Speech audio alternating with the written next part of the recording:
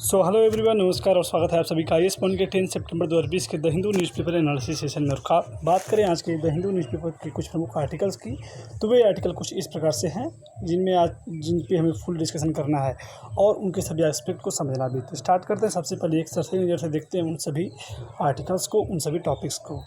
बात करें आज के आर्टिकल्स की, तो आज काफ़ी कुछ नए और इम्पोर्टेंट आर्टिकल्स आए हुए हैं जिन पे हमें समझना है, जिनके सभी एस्पेक्ट को डिस्कस करना है। बात करें टॉपिक्स की, तो इनमें जो सबसे पहला और इम्पोर्टेंट आर्टिकल है वो है ब्लॉकचेन टेक्नोलॉजी के अंतर्गत ब्लॉकचेन वोटिंग। इसके बाद सेकेंडली हम बात करेंगे चाइल्ड एक्टिविटी जो भारत के अंतर्गत देखने को मिल रही है। और बात करें इसके बाद थर्ड पॉइंट, एक इम्पॉर्टेंट आर्टिकल हमारे कृषि संबंधित है जिसको रीडिफाइनिंग किया जाएगा फार्मर की, यानी फार्मर की डिफिनेशन को फिर से डिफाइन किया जाएगा, ऐसी कोई योजना चल रही है।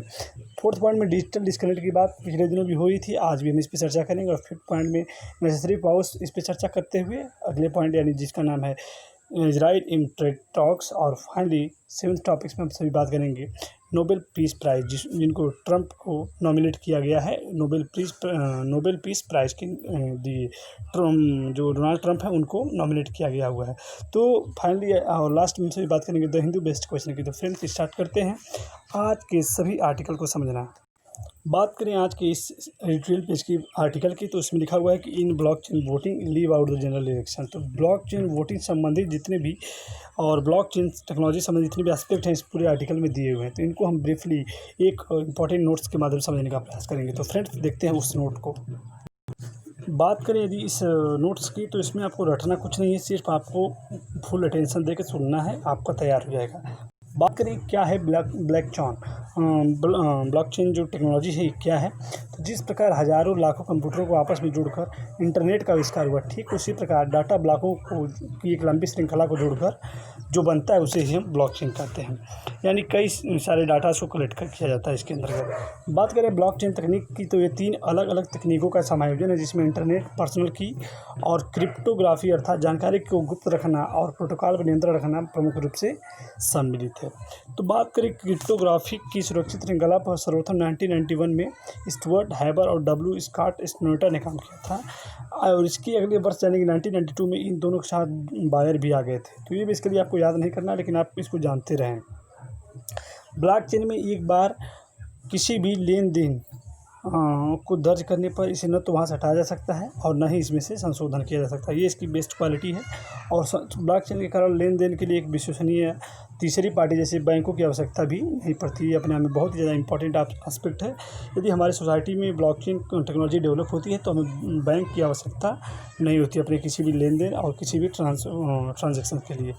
तो इसके अंतर्गत नेटवर्क से जुड़े उपकरणों अर्थात कंप्यूटर की श्रृंखलाओं जिन्हें नोट्स कहा जाता है के द्वारा सत्यापित होने के बाद प्रत्येक लेन देन के विवरण को बही खाते में भी रिकॉर्ड किया जाता है। अगले एस्पेक्ट की बात करें तो ब्लॉकचेन एक ऐसी प्रौद्योगिकी है, एक ऐसी टेक्नोलॉजी है जो सुरक्षित एवं आसानी से सुलभ नेटवर्क पर लेन देन की एक विकेंद्रीकृत डाटाबेस तैयार करती है। और इस वर्चुअल में जो लेजर है, जो बही खाता है, लेन देन का इस साझा रिकॉर्ड को नेटवर्क पर स्थित ब्लॉकचेन को इस्तेमाल करने वाला कोई भी व्यक्ति देख सकता है।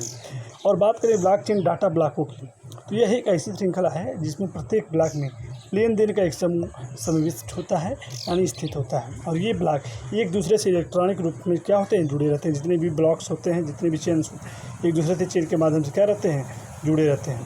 तो ये इसकी बेस्ट क्वालिटी है। बात करें ये ब्लॉक एक दूसरे इलेक्ट्रॉनिक में जुड़े होते हैं तथा इन्हें कूट लेखन यानी इनक्रिप्शन के माध्यम से सुरक्षित रखा जाता है। और यह तकनीक सुरक्षित है तथा इसे हैक करना भी बेहद ही मुश्किल है। इसलिए साइबर अपराध और हैकिंग को रोकने के लिए यह तकनीक सुरक्षित मानी भी जा रही है। और इसके अंतर्गत जो नेटवर्क से जुड़ी कंप्यूटर की श्रृंखलाओं जिन्हें नोट्स कहा जाता है उसके द्वारा सत्यापित होने के बाद प्रत्येक लेन देन के विवरण की बही खाते में रिकॉर्ड भी किया जाता है।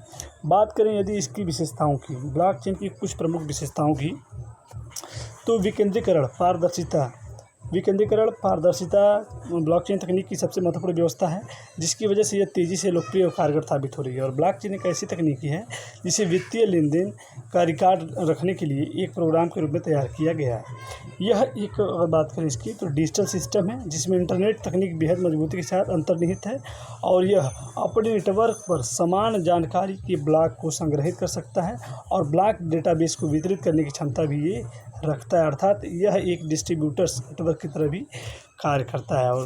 और इसमें कई हज़ारों लाखों कंप्यूटर को एक तरीके से चेन के माध्यम से जोड़ा जा सकता है।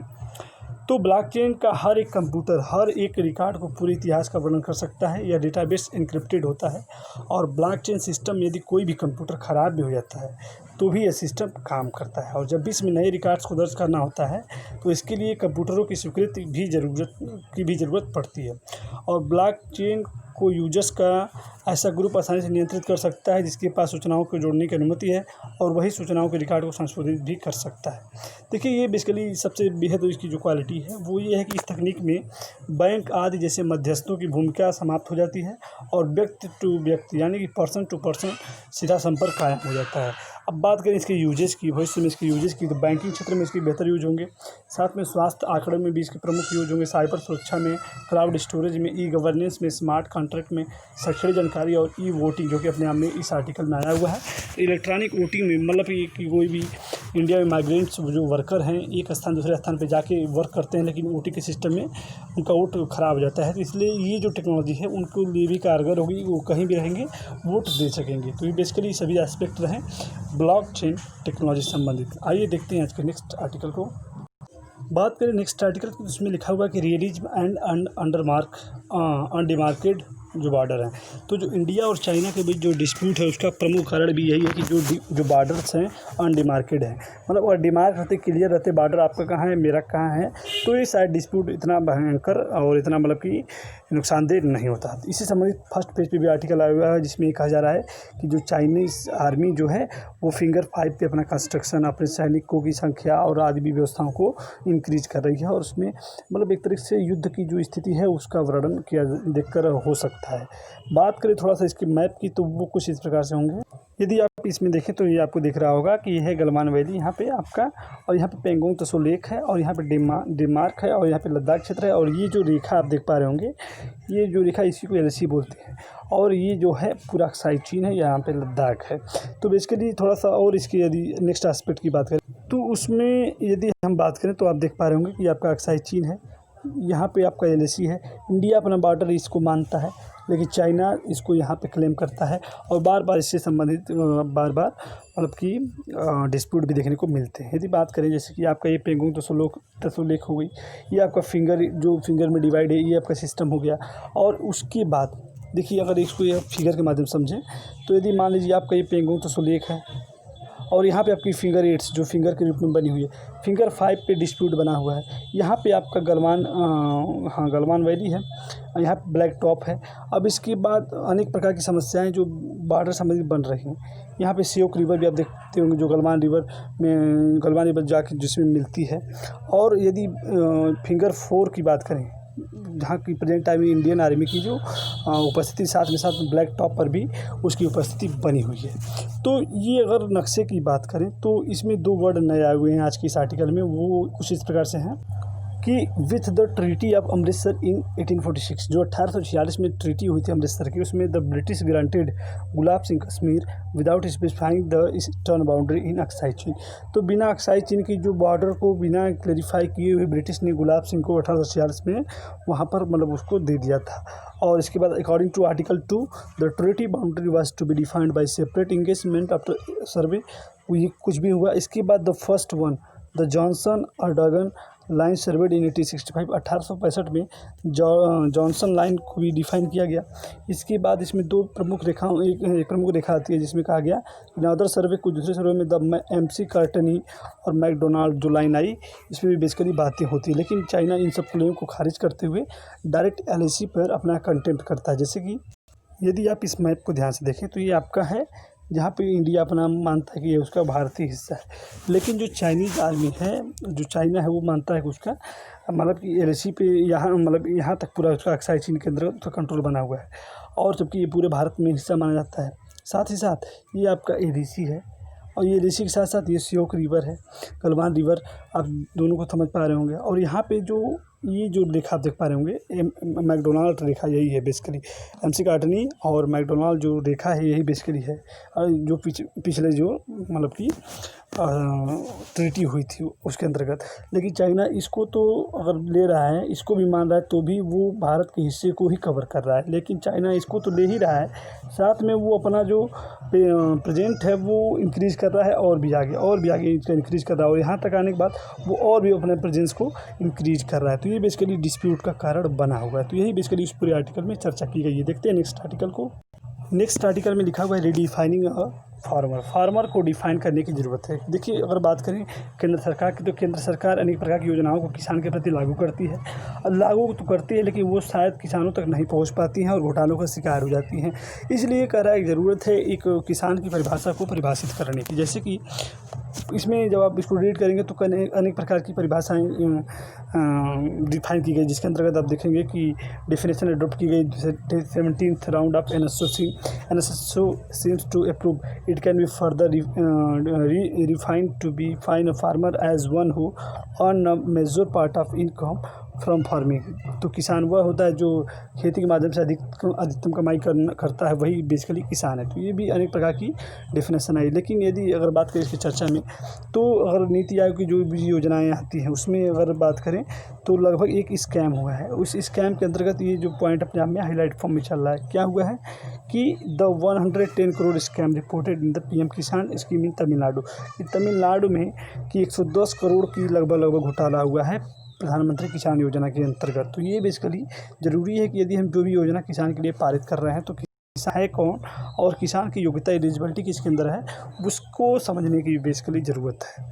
तो बात करें आज के नेक्स्ट आर्टिकल की, तो उसमें लिखा हुआ है डिजिटल डिस्कनेक्ट। इस पर कल भी आर्टिकल आए थे कि जो डिजिटल जो एजुकेशन है सिस्टम है उसमें अगर बात करें तो उसके अंतर्गत कहीं कहीं डिस्क्रिमिनेशन हो रहा है, भेदभाव हो रहा है शिक्षा क्षेत्र में न चाहते हुए भी। क्योंकि इसमें कुछ प्रमुख सर्वे दिए गए कि यदि हम बात करें नेटवर्क की, इंटरनेट के एक्सेसिबिलिटी की, अवेलेबिलिटी की, तो ये कहीं कहीं हर जगहों पर समान रूप से नहीं है। इसके कारण क्या हो रहा है कि उसमें अनेक प्रकार की समस्याओं का सामना करना पड़ रहा है। जैसे कि डाटा को आप सभी कल की डेट में भी देखे होंगे, इसमें लिखा था कि exceeding 50% urban and rural house hold taken together, कि जो हिमाचल प्रदेश का डाटा और केरला का डाटा दिया गया था, जिसमें 50% अधिक से अधिक लगभग वहाँ पे नेटवर्क की एक्सेसिबिलिटी। उत्तराखंड की बात करें तो लगभग 40% वहाँ से कम है। और भी अनेक प्रकार डाटा को प्रस्तुत किया गया। तो ओवरऑल यही कहा जा रहा है कि जो डिजिटल लर्निंग है इसको बेहतर करने के लिए हर जगह जो नेटवर्क की और इंटरनेट की जो एक्सेसिबिलिटी है, अवेलेबिलिटी है, उसको प्रॉपर करना पड़ेगा, तभी आप डिजिटल लर्निंग की तरफ एक बेहतर कदम के साथ बढ़ सकते हैं। बात करें आज के नेक्स्ट आर्टिकल की, तो वो बेसिकली हमारे नीचे ही संबंधित है, जिसमें लिखा है कि ए नेसेसरी पाउस। तो ये देखिए बेसिकली बात की जा रही है इसमें कि कुछ कंपनियां हैं जैसे कोविड-19 की वैक्सीन तैयार कर रही हैं। जैसे कि कुछ प्रमुख कंपनियों के नाम आप सभी जानते होंगे कि कंपनी एस्ट्राजेनेका है और रूस की स्पुतनिक 5 है, और भी कई इंस्टीट्यूट हैं जो डेवलप कर रहे हैं। लेकिन साथ ही साथ एक प्रमुख घटना देखने को मिली है, जिसके अंतर्गत फेज़ 3 में ट्रायल चल रहा था, जिसमें कहा गया कि फेज़ 3 में ट्रायल अनेक कंपनियों द्वारा चलाया जा रहा है। लेकिन उसमें चलाते समय एक पेशेंट को मतलब कि उसका इन्फेक्शन देखने को मिला है, मतलब कि उसका बेसिकली एक तरफ से कह सकते हैं तो रिएक्शन देखने को मिल रहा है। तो बेसिकली कहा जा रहा है कि अगर दवाई ठीक है, दवाई बननी चाहिए, लेकिन दवाई जो भी हो, वैक्सीन जो भी हो, वो सेफ़ होनी चाहिए। और दवाइयों का नाम आप देख सकते हैं जो ऑक्सफोर्ड के द्वारा AZ-1222 वाज डेवलप की जा रही है, और भी प्रमुख दवाइयों को डेवलप किया जा रहा है। तो वो जो इम्पैक्ट है वो कहीं ना कहीं प्रभावित कर देगा अगर बाद में मार्केट में ऐसी कोई घटनाएँ घटती हैं तो। इसलिए सभी फेज़ को ट्रायल करते समय उसको बेहतर तरीके से जांच परख के ही उसको मतलब कि मार्केट में अवेलेबल कराया जाए, उसको सभी कंट्रीज़ को मतलब कि बांटा जाए। बात करें नेक्स्ट आर्टिकल की, अगले आर्टिकल में लिखा हुआ है Israel in trade talk with India and China. हम जानते हैं कि इंडिया और चाइना के बीच डिस्प्यूट बना हुआ है, विवाद बना हुआ है, और इसके कारण जो इजराइल है वो इन दोनों के साथ व्यापार करने में परेशानी उसको हो रही है। तो इकोनॉमिक कंडीशन में उसको व्यापार करने में वो कहीं कहीं उसको परेशानी हो रही है। तो इसलिए इजराइल क्या कर रहा है, ट्रेड टॉक दोनों से करना चाहिए, कर रहा है, और उसके प्रयास में लगा हुआ है कि उसकी इकोनॉमिक्स कंडीशन बेहतर बनी रहेगी। तो इस पूरे स्टेटमेंट में यही आप रीड कर सकते हैं। बात करें नेक्स्ट आर्टिकल की, तो उसमें लिखा हुआ है कि Norwegian MP nominees Trump for Nobel prize, कि ट्रंप को नॉर्वेजियन जो सिस्टम है उसके द्वारा मतलब कि उनको नोबेल पीस प्राइज़, नोबेल शांति पुरस्कार के लिए नॉमिनेट किया गया है। क्यों? क्योंकि उसने ये कहा, उस कंट्री ने ये कहा, नॉर्वे ने, कि जो उनका work for peace agreement between United Emirates and Israel with open up, तो उन्होंने जो प्रयास किया हुआ है यूएई और बेसिकली इजराइल के बीच जो उन्होंने शांति स्थापित करने का जो पहल की हुई है, इसके लिए उनको नोबेल शांति पुरस्कार देने के लिए नॉमिनेट किया गया हुआ है। बात करें नेक्स्ट आर्टिकल की, इसमें बेसिकली लिखा हुआ है कि massive Chinese build up north bank to Pangong Tso lake, जो पेंगोंग त्सो लेक है फिंगर 5 पे चाइनीज़ का प्रेजेंस जो है इंक्रीज हो रहा है, और इंक्रीज होने के साथ साथ वहाँ पे वो निर्माण कर रहा है और वहाँ पे सैनिकों की संख्या में भी इंक्रीमेंट कर रहा है। इसलिए कहीं ना कहीं इंडिया को भी इससे अलर्ट रहना चाहिए और उससे तैयार भी हर परिस्थिति के लिए रहना चाहिए। देखते हैं आज के द हिंदू बेस्ट क्वेश्चन को। बात करें आज के द हिंदू बेस्ट क्वेश्चन की, तो वो लिखा हुआ है right a brief description on blockchain technology. तो ब्लॉकचेन जो टेक्नोलॉजी है उसको आप सभी लोग 100 वर्ड्स में लिखने का प्रयास करेंगे और इसको तैयार भी करेंगे। तो फ्रेंड्स आज के लिए इतना ही, अगले दिन फिर मिलेंगे, तब तक के लिए नमस्कार और धन्यवाद।